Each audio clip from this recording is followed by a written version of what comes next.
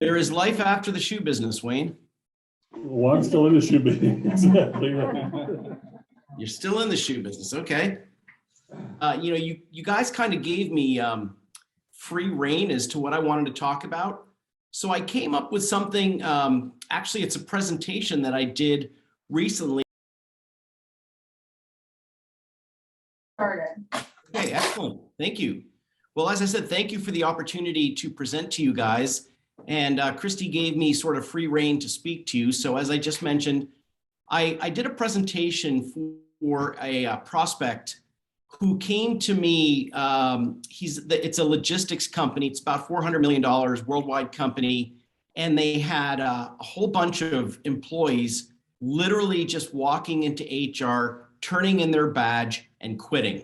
No 2 weeks notice, nothing at all. Logistics supply chain really, really tough last year. COVID really, really tough. And so the president and CEO came to me and he said, would you give a presentation around mental health? Well, I'm not a licensed anything, so I was a little bit hesitant, but I said I could probably put something together that I think would resonate. So I came up with this very short presentation. I'm going to go through it. The name of the logistics company is Frocht, but I truly believe that what's lays within this presentation is applicable to just about everybody. So I started out with a video.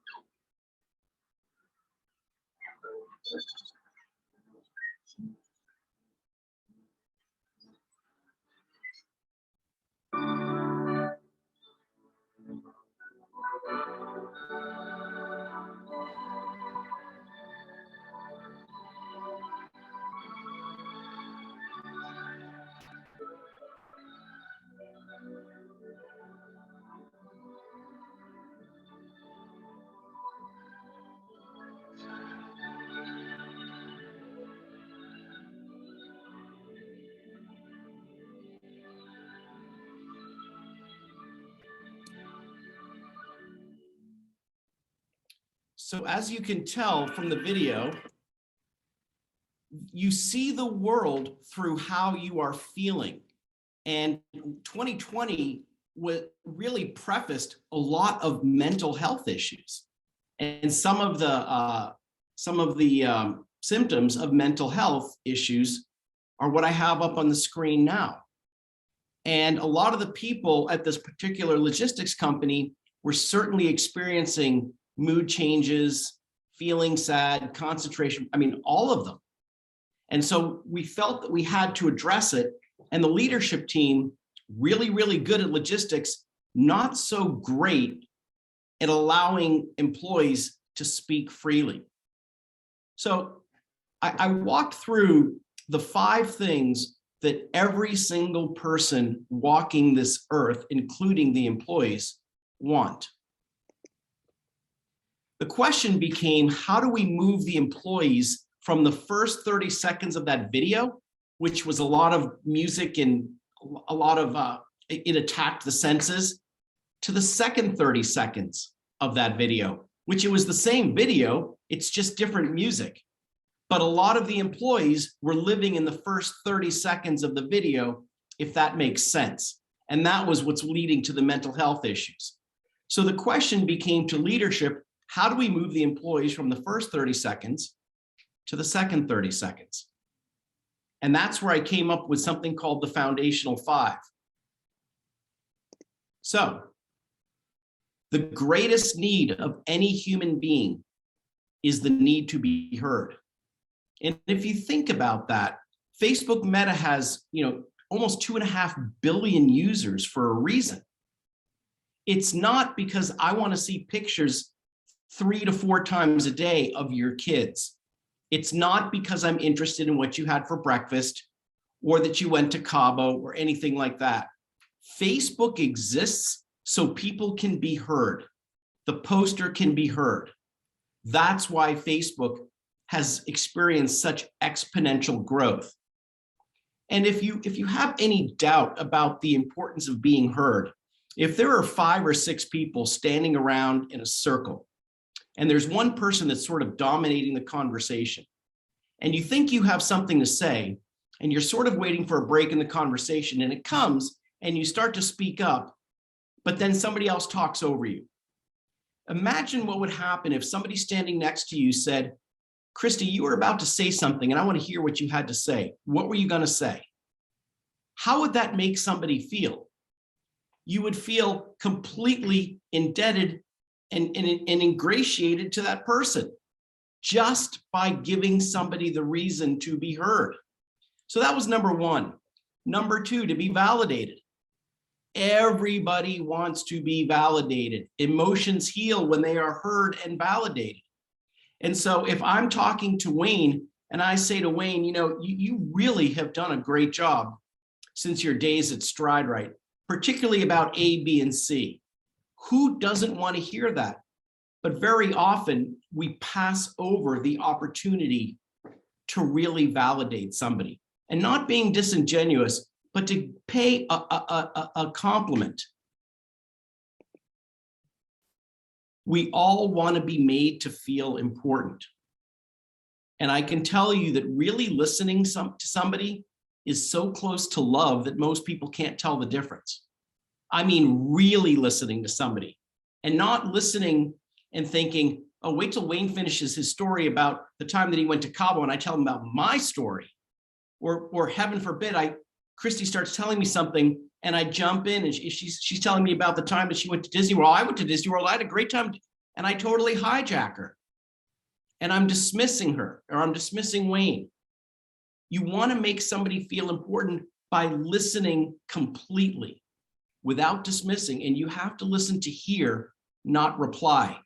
Most of us, and I'll ask you by a show of hands, how many of us typically listen to reply? Raise your hand if that's you.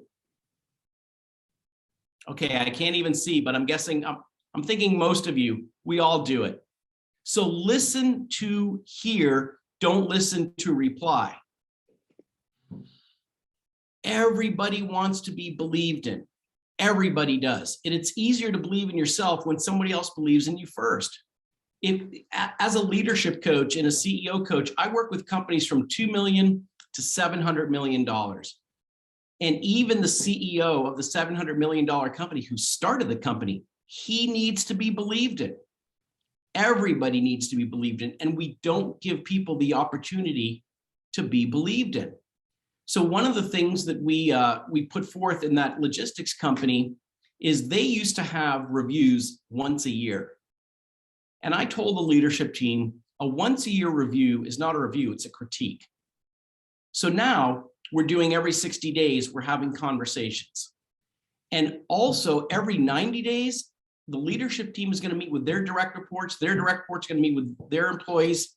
And the only thing we're going to do is we're going to talk about what they're doing well.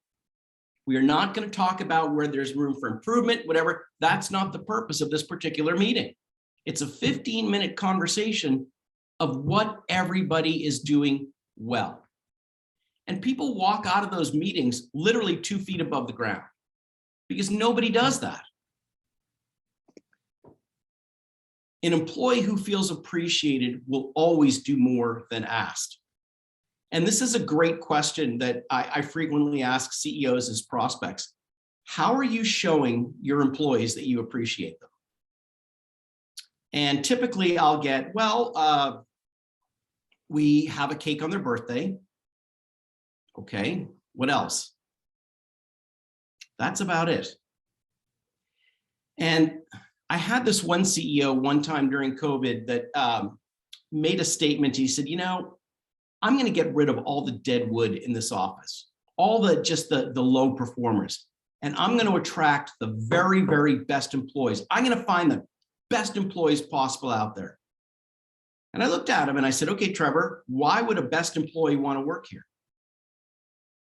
And he said, well, we offer competitive pay. I'm like, oh, come on. A lot of people do. Keep going. He said, well, we offer pretty good benefits.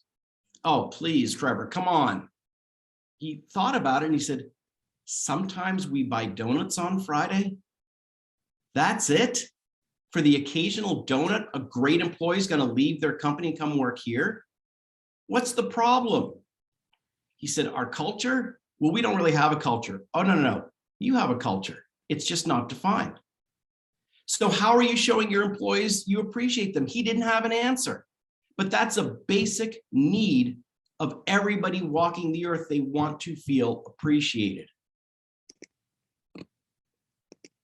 So Herb Kelleher, founder of Southwest Airlines. Somebody at a business school class that he was presenting to asked him, Herb, what's most important? Customers, stakeholders, employees. And he answered, that's easy. Employees are first, because you take care of the employees, they take care of the customers, and the customers take care of the stakeholders. He had it right. It was a great culture at Southwest Airlines, and people will literally break the wall down, at least they used to go work there. And again, a question I'm very fond of asking my clients, what are you doing to cause people to break the wall down to come work there? So what do we do? How do we evolve this? Okay, we're going to watch another video here.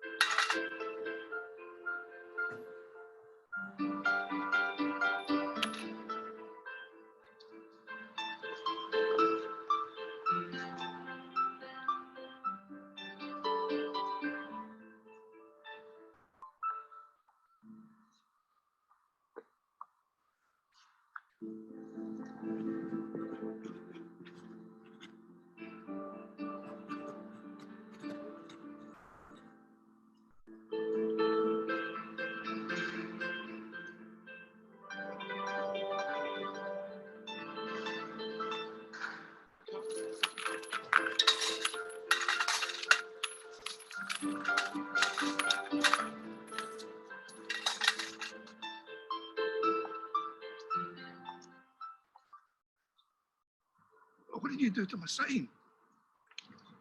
I wrote the saying, but in different words. Thanks, love.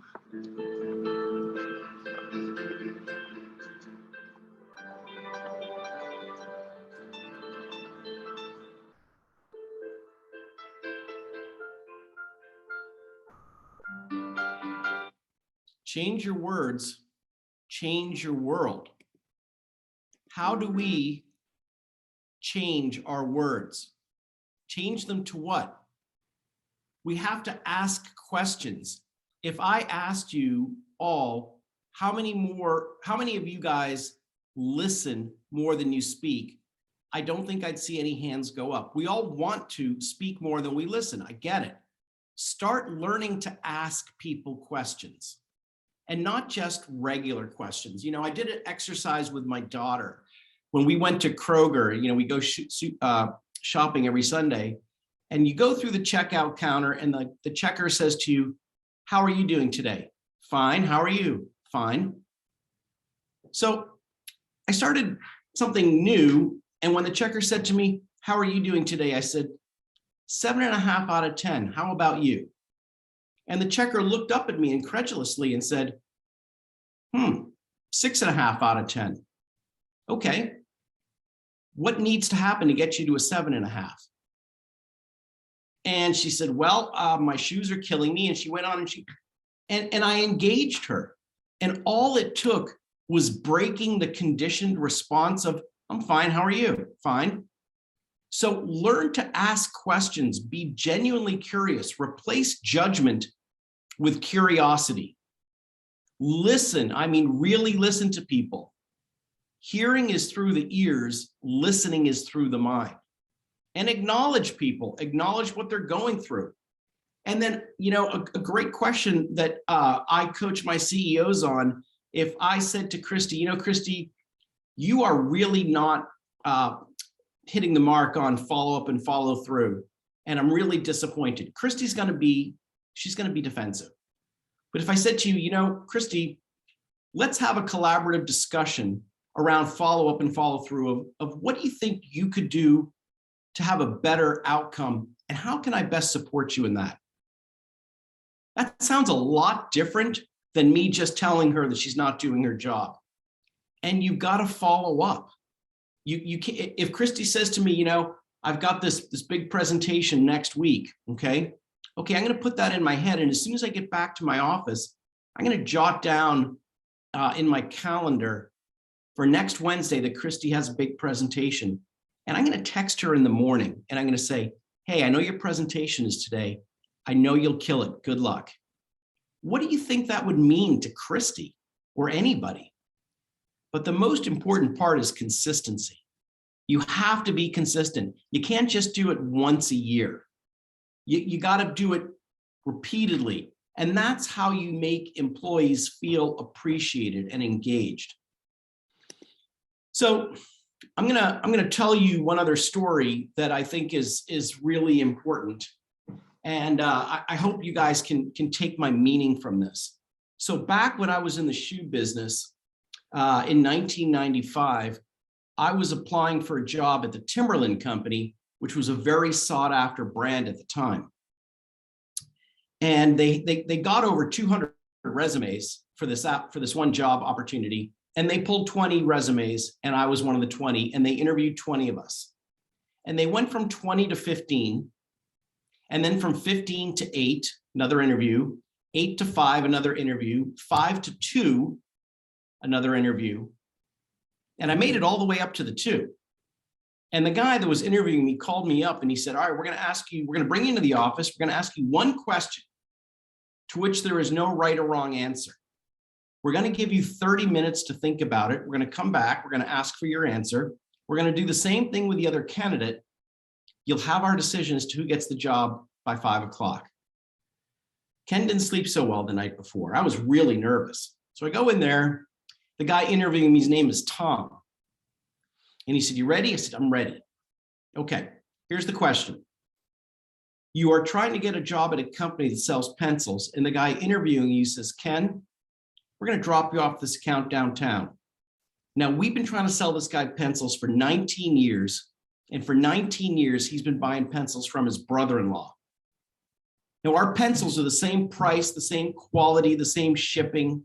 I mean, everything is exactly the same.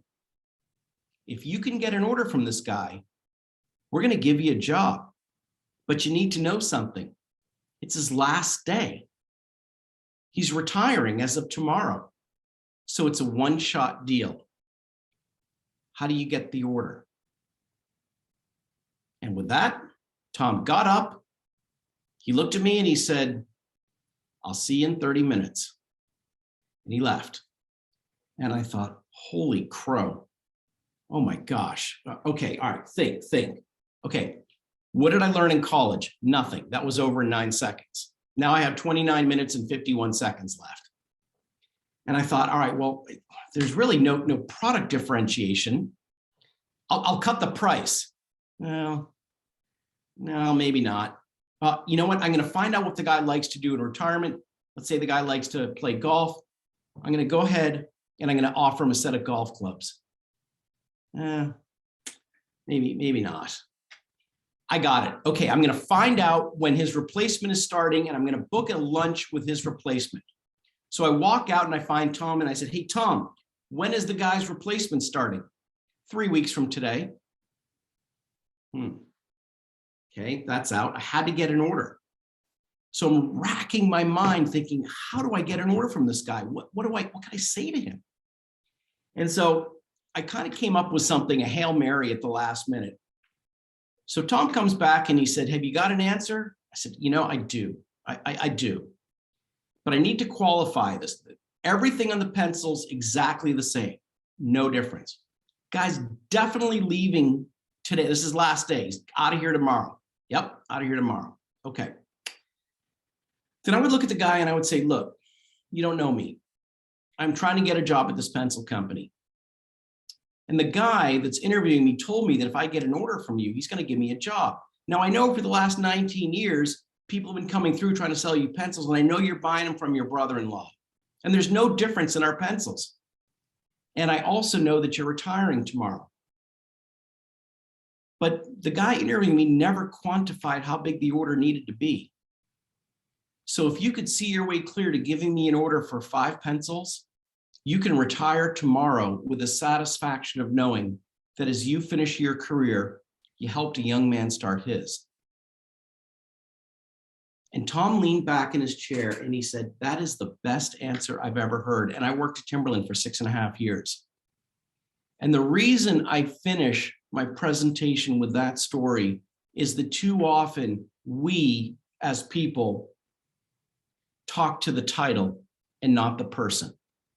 Because before somebody is a title, a CEO, VP of sales, or whatever, they're a person. They're a dad, they're a mom, they're a husband, a wife, this or that. They're a person. Let's not get hung up on the title. Let's talk to the person. And, you know, one of the questions that I'm often asked by people that want to be a coach and do what I do you ever get nervous talking to CEOs of, $400 or $500 million companies? No, I don't, because I talk to the person. I always talk to the person. So that's what I wanted to tell you guys today. I wanted to make sure that you understood the foundational 5, changing your words, change your world, and talk to the person. So thank you very much. If you have any questions, I'm happy to entertain them.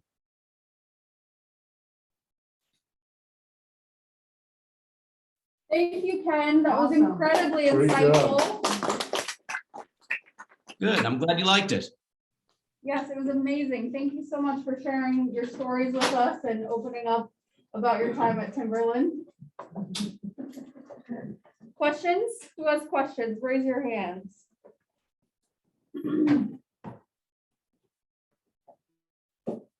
Don't be shy, guys. Hey, Yvonne, you got a question? Go. No. You? No, you just look at it. Okay, if you don't have any questions for me, I'm going to ask myself a question.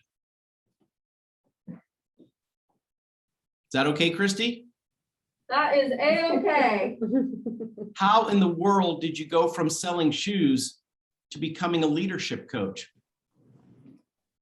That's a good question, right? I was in the footwear industry for 25 years. In my last role, I started, scaled, and sold my own company. And at 48 years old, the money was okay, but it wasn't enough to retire on. I thought, well, gosh, now what am I going to do? I really wanted to get out of the footwear business. And I didn't know what to do. So I hired a leadership coach. And sorry, not a leadership coach. I'm sorry, a career coach. And he asked me a whole bunch of questions and he gave me assessments. And finally, one day after about 4 or 5 months, he said, you need to be a coach. I kind of like that idea. And so he put me in touch with 2 organizations, and one was a company called Vistage, and one was a company called Focal Point Coaching. And Vistage is an organization that puts groups of CEOs together to really challenge each other from one CEO to another to tell you, hey, I want to let you know something. You've got spinach in your teeth. Because when I led my company, if you asked me, hey, Ken, do you micromanage your employees? I would say, no, not at all. If you ask them, they would say, hell yes. But nobody's going to tell me that because I sign their paychecks. So that's what Vistage does. It puts groups of people, groups of CEOs in groups where we really challenge each other to become better. And Focal Point was a franchise coaching business. And I went down the path with each one. And to be considered a Vistage chair, which is what the position was, you had to have been a C-suite level, president with at least $10 million of profit and loss responsibility, which I had, or start your own company with at least $1 million in revenue, which I had that too. So I got interviewed, and one of the questions they asked me was, what is a mistake, a big mistake that you made in the last year, and what did you learn from it? And I thought about it, and I said, gosh, I'm going to really struggle with that answer. And the woman, whose name was Diane, interviewing me, said, you can't come up with anything? And I said, are you kidding me? How much time do we have for this interview? We got 3 weeks. I got plenty of content to fill 3 weeks. And at that point, she offered me to go into training because she realized that I have no problem being vulnerable. And it took me years, and I mean years, to come up with the following formula. And it's this: authentic plus relevant plus vulnerable equals valuable. Authentic plus relevant plus vulnerable equals valuable. And that's when I became a coach. And so I actually launched 4 Vistage groups, and then I was prospecting them and they couldn't attend the meetings. And the guy said to me, "Do you do individual coaching?" "Sure I do." I really don't, but okay, sure I do. And I started out with him, and now coaching is about 60% of my income versus Vistage is 40%. So I do more coaching than chairing, but that's okay. So that's how I became a leadership coach. And I'm going to tell you, the first couple of years, I was awful. I mean, I should have been sued for malpractice, that's for darn sure. But I learned a couple of things. Ask great questions, and then shut your mouth. And then when you get an answer, ask a harder question. So a typical question that I might ask somebody is, if you were to fire yourself as the CEO, but had to replace yourself, hire your replacement, what qualities would you be looking for in the new person that you don't have? That's a tough question. And why don't you have them? What's precluding you from getting them? Why are you being so laissez-faire about this? If you know what you need to do, and the harder questions that I asked, the more people responded to me. And the way that I secured the guy that's $700 million, who's been a client for 5 years, this guy came in with a big puffed out chest, really beating his chest. And I asked him some tough questions. And I said, "I'm going to ask you one more question. I'm going to give you a few minutes to think about it. I'm going to come back for an answer." And by the way, this guy, according to his assistant, micromanages the crap out of everybody. And I told him that, and he couldn't believe it. And I asked him this question. There's an Irish proverb that says, "When you run from a ghost, it chases you forever." What ghost are you running from? And I got up and I went to the men's room and I got a cup of coffee and I came back, and he got up and he closed the door. And he said, "I came to this country 38 years ago with $200 and a toothbrush. And I am desperately afraid of going back to that." This is a guy, he's leading a $700 million company that he built, and that's his ghost. And I said, "Paul, can you connect the dots between that ghost and your need to micromanage everybody? You're holding on to the vine so tightly." And he said, I can. I said, "Are you willing to work on that?" "Yep." "Okay, I'll take you on as a client." And that started, now it's been over 5 years. And he's become pretty much aware. But one final story about Paul. Back about 6-7 months ago, he asked me if I would be interested in going to Austin and driving a Lamborghini, a Porsche, and a Ferrari. Okay, sure. So we fly down there in his plane. We have a great afternoon of driving these great cars, and we're at dinner, and he looks at me and he says, "My daughter is a 30-year-old loser." That's what he said. And that hit me quite viscerally because I'm the parent of daughters. I'm the father of daughters. And I looked at him and I said, "Paul, what part of that statement are you willing to own as your fault?" Boy, you could have heard a pin drop. And he looked down at the ground and he looked up at me and he said, "Most of it." So to become a leadership coach and a coach of CEOs, you have to ask great questions, and you have to have incredible amount of fortitude and gumption and mettle to ask the questions that nobody will ever ask these people, but I've got no problem doing it. Okay, so that's my story about how I became a leadership coach. Any other questions? Or do I have to come up with another one? I have a question, Ken. Okay, let's hear it. I wanted to ask you, how have the Foundational 5 changed you or your clients recently? Well, first of all, thank you. It's a great question. Most people aren't aware. I mean, they're aware of the Foundational 5, but they don't practice them. But do you remember the story I told you about? You're standing around in a circle and you go to say something and then somebody talks over you and wait, I want to hear what you have to say. If you just increase your level of awareness around the foundational five, it will be life-changing. And you know what happens? People start to gravitate towards you. They do. They want to be around you. All of my business now, all of it is referral based, all of it. And that's because I practice the foundational five. I will always make time. I mean, look, what's my compensation for speaking to you all? Nothing, right? And trust me, I charge a lot per hour. Why am I doing this? First of all, I have a long-standing relationship with Wayne. And secondly, I was asked, and if it says in my signature stamp, it's my favorite quote, to know that one life has breathed a little bit easier because you have lived, that is success. That's my definition of success. And it took me years to come up with my definition, which is, and I'll share it with you. I can't wait to go to work in the morning. I can't wait to go home at night to my family. That's it. That is my definition of success. And that's what I try to practice every day. And if I do the foundational five and I give people the opportunity to be heard, and I don't miss an opportunity to tell somebody that I believe in them or that they're important or that I appreciate them, then I'm going to live a successful life. And that's what I want. Thank you. Good stuff. I think there was a couple other questions. I have a quick question. Yep. Kim, what books do you recommend? God, I'm just gonna ask. Yeah, according to the readers.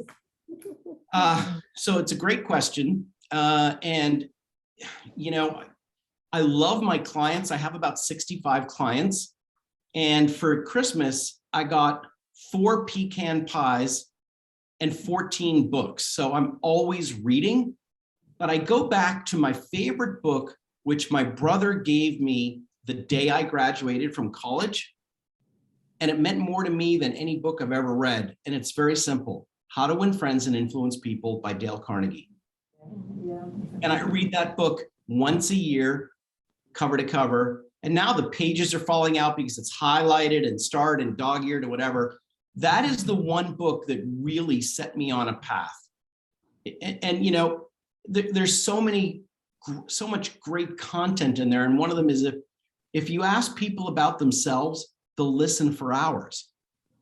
And you know, the average attention span of a human being is just under 8 seconds, which is less than a goldfish. And the only way to keep people engaged is to ask them about them. Because if I asked you all about your kids, you could probably talk to me for 3 weeks. And I would do the same if you asked me about mine. And then after about 3 minutes of listening politely, I would start visiting other planets, as would you. You have to ask people about them. And that's what I learned in How to Win Friends and Influence People. But, you know, I also read Leaders Eat Last. There's a great book that I really recommend, and it reads sort of like a story. It's by Patrick Lencioni called Getting Naked. It's a very easy read. You can read it in 3 hours or less. And it's a great story, kind of about what I'm talking about the foundational five and things like that. So I would recommend, first of all, any Dale Carnegie book, and then I would probably recommend Getting Naked. Awesome, thanks. Any other questions? Wayne? Nope, that's it. Good job, Ian. Okay, guys. A pleasure hearing from you today. I'll be in touch via email and you should receive your package shortly. And I know Wayne's gonna connect with you That later. was sent FedEx, right? Yeah. Yeah. Got it. Well, thank you, guys. And listen, please, if you want to go and learn a little bit more about me, go to kennethproctor.com or connect with me on LinkedIn. Thanks, guys. Yes. Take care. Thank Good, you. buddy. Ken. Thank Bye. you. That was awesome. Awesome. Really good.